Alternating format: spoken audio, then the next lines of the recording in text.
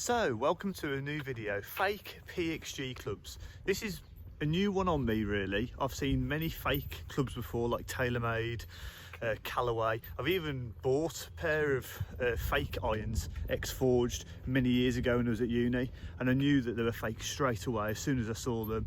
Quality was poor and the shafts are even worse. Really whippy, really cheap steel. So exciting video for you today. My top 5 ways of making sure that you're not going to get done buying second-hand golf equipment, namely on PXG, which I've never seen a fake of before now. If I am wrong, please get down to the comments, like the video, share it with your mates. Let's get discussing this. So I don't want anyone to get caught out buying second-hand golf clubs that are fake. They aren't going to give you the performance you want, need or deserve. Also, they're probably going to break on you and then you're going to have no value at them at the end when you try and pass them on. Also, you want to be honest. You don't want to say that something's real and pass on, say, a fake good. You're not even allowed to do it, so I don't know why people are doing it, maybe knowingly or unknowingly. But again, this is going to be my top 5, so stick around to see all the different tips you can get and what to watch out for when you're buying second-hand clubs that are expensive. So number 1, is the grip standard? Is it PXG? Is it a Lampkin? Is it a Golf Pride? Is it something that can be used as an option when somebody was buying that club brand new, say in 2019, when we're talking about the PXG? Some of the listings I've seen, yes, some people do change from Golf Pride multi-compounds, some people go into Lampkin Crossline. That's fine. If you get some random grips on there, like Iguana Golf or Shark, those kind of brands, again, I would question it, because if you've got a £500, £600 club retail brand new, would you be putting that kind of grip on? If it was me, probably not. So I'd generally, for clubs less than 2 years old, probably look towards standard, so the PXG grip, or if it's TaylorMade or Ping, obviously a Ping grip, or the TaylorMade with made by Golf Pride in the top of the grip. So number 2 on my list is shafts. Now, it's important to know when you're looking at second-hand clubs what the stock shaft options were. So I know for Gen 2 drivers it was Project X hazardous shafts, Aldila and Mitsubishi Diamana. So if those shafts are in those clubs, is more than likely that that is going to be a legitimate club if you factor in all the different things I'm discussing today. Also make sure, say go back to step 1, check the grip. So standard grip if it's a stock option. If the shaft is also a stock option, that's going to give you, a little bit of reassurance to know that this potentially could have come from the factory. And if it's someone that's bought it direct from PXG, ask to see the stuff. When they send clubs from PXG, they send a spec sheet. Some people on eBay do list that, and that makes it much easier to know that the club is legitimate, it isn't counterfeit, and you're getting the real McCoy, you're getting the real deal. So number 3 on my top 5, check the carbon crown. I mean, it's quite easy for them to manipulate the metal and to polish up the metal to look similar, especially on the bottom of this driver, because it is fairly simple. It's just got PXG on the bottom. Yes, it's got some rivets in the bottom, but again, other companies have done that in the past with the TaylorMade quad drivers. There's loads of copies of that driver, and that was a very similar process. But yeah, check the carbon crowns, check the official photography. So have a look on PXG's website, have a look on different people's reviews that have reviewed these clubs, and just compare the top of the club to the club that you're looking at, say on eBay. You won't have to do it on Golf Bidder because they already do the due diligence for you. They'll make sure that the clubs aren't counterfeit.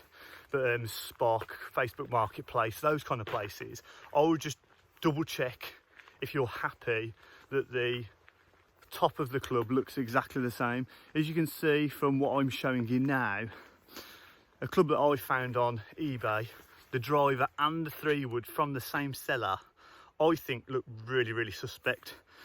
Now, I did wonder if it was the photos of poor quality or the lighting, but actually if you look on the top of the crown behind the EXO, right of the centre line, just the way the carbon goes into the crown just doesn't look the same. It almost looks like it's stuck on. Doesn't even look like it's actually carbon. Again, if you guys disagree with me, I'll whack a comment in there, but I've noticed, somebody say, when Rick did his TaylorMade M6 driver, the carbon just isn't the same. They tend to paint it on rather than actually using a carbon weave. Carbon weave's obviously very expensive, and just to paint it on or to put a fake carbon weave on there is very, very cheap. It's obviously going to affect the performance. If you've not got carbon on the top of the driver, it's going to raise the centre of gravity, so you're not going to get the launch conditions you expect again, or you deserve. So have a little check out for that. Make sure that if a club has got carbon on it, just check it against official photos. That'll really help you out. This is one of the biggest ones for me, and I'm bought loads of clubs on eBay. I think I've bought about 170 in total. Obviously sold my fair few across the years as well. And I just think when you're listing things, you just want to make sure as a seller, you're selling it to the best of its ability. You know, you wouldn't sell a car just saying car 2 litre. You would give all the information, wouldn't you? You'd say what brand it was, what spec it was, what model it was, and then you could go into some of the extras that you've got.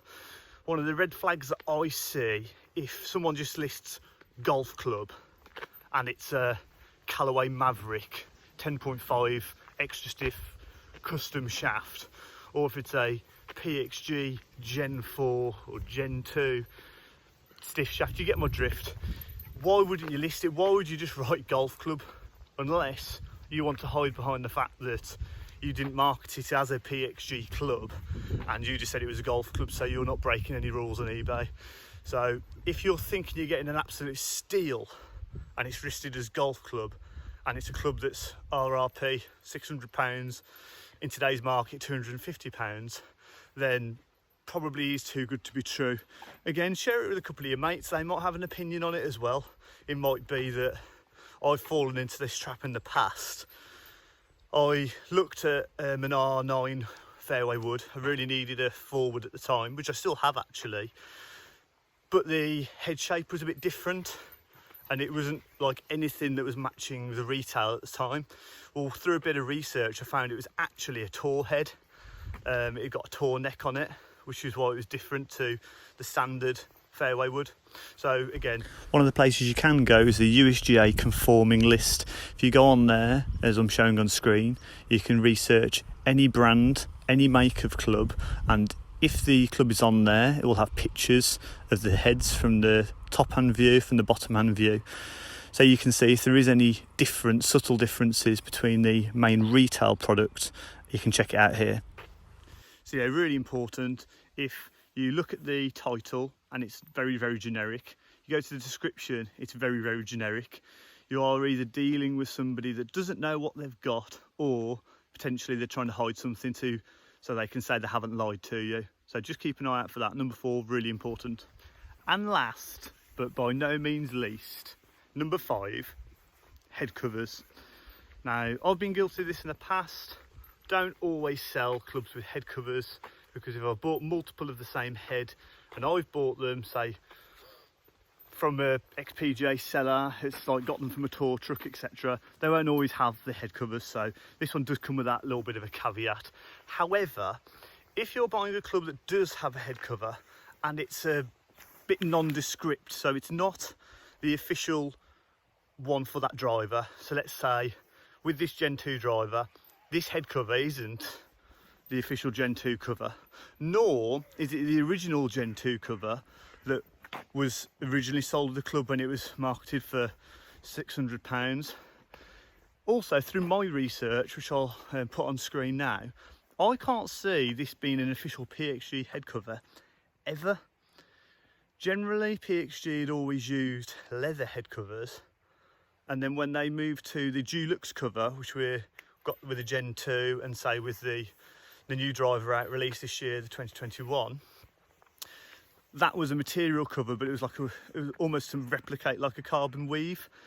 This fake leather that they've used for this one, that looks like for the 3-wood and the driver, I've never seen before. So again, if anybody's got this PXG head cover and I've got this completely wrong, then obviously let me know. That is all my tips for buying a second-hand club. As you can see, I've used the example of something I found on eBay that I believe isn't real, and the more I think about it, it can't be. It just can't be, can it? There's too many things that are questionable about this post for both clubs that aren't real. Now, if this is some kind of special issue driver and 3 wood that I've never seen, and this crown's slightly different, it comes with a special edition head cover, fair enough. But let me know what you think, guys. Drop us a like if you like the video. If you disagree or agree, whack something in the comment section. And if you like what you've seen on the channel, please give us a sub, please give us a like, and get involved and put a comment in the comment section below. Cheers, guys.